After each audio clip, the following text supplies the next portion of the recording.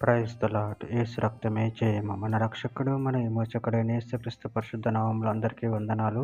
చిన్న ప్రార్థన ద్వారా ఈ రాత్రికాల వాక్య ధ్యానం చేసుకుందాము.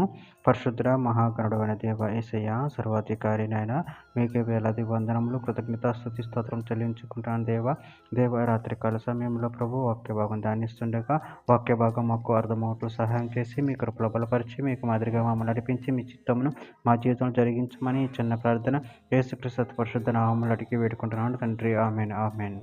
యెషయా గ్రంథం 35వ అధ్యాయము 3వ వచనము. సడిన చేతును బలపరచుడి, త్రొట్టిల్లు మోకాళ్ళను దృఢపరచుడి. ఆమెన్. దేవుడి వాక్య భాగం దీవించును గాక.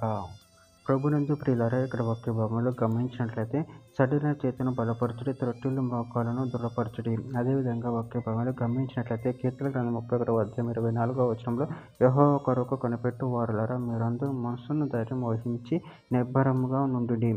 యెషయా గ్రంథం 42వ అధ్యాయం 3వ వచనంలో నలిగిన రెల్లును అతడు విరవుడు, మకమకలాడుచున్న జనపనార ఒత్తిన ఆర్పడు, అతడు సత్యమును అనుసరించి న్యాయము కనపరచును. అపోస్తల కార్యముల గ్రంథం 14వ అధ్యాయం 22వ వచనం శిష్యుల మనసులను దృఢపరిచి విశ్వాసమందు నిలకడగా ఉండవలెను, అనేక శ్రమలు అనుభవించి మనము దేవుని రాజ్యంలో ప్రవేశింపవలెను వారిని హెచ్చరించిరి.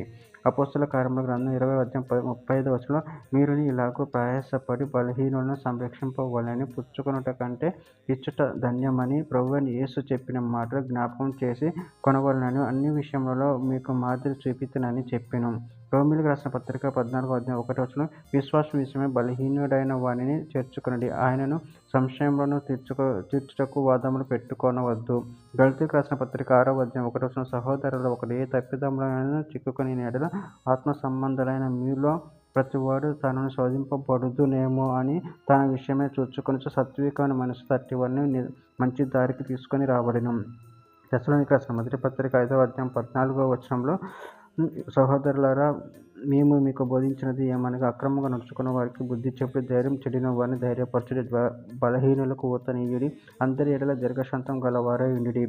సామెతల గ్రంథం 27వ అధ్యాయం 17వ వచనం ఇనుము చేత ఇనుము పదునగునట్లు ఒకడు తన చెలికానికి వివేకం పుట్టించును. చివరిగా ఒక మాట ఎఫెసీయులకు రాసిన పత్రిక 6వ అధ్యాయం 10వ వచనంలో తుదకు ప్రభు యొక్క మహాశక్తిని బట్టి ఆయన యందు బలవంతులై ఉండుడి. ఆమె. దేవుడి వాక్య భాగం దీవించును గాక. చిన్న ప్రార్థన చేసుకుందాము.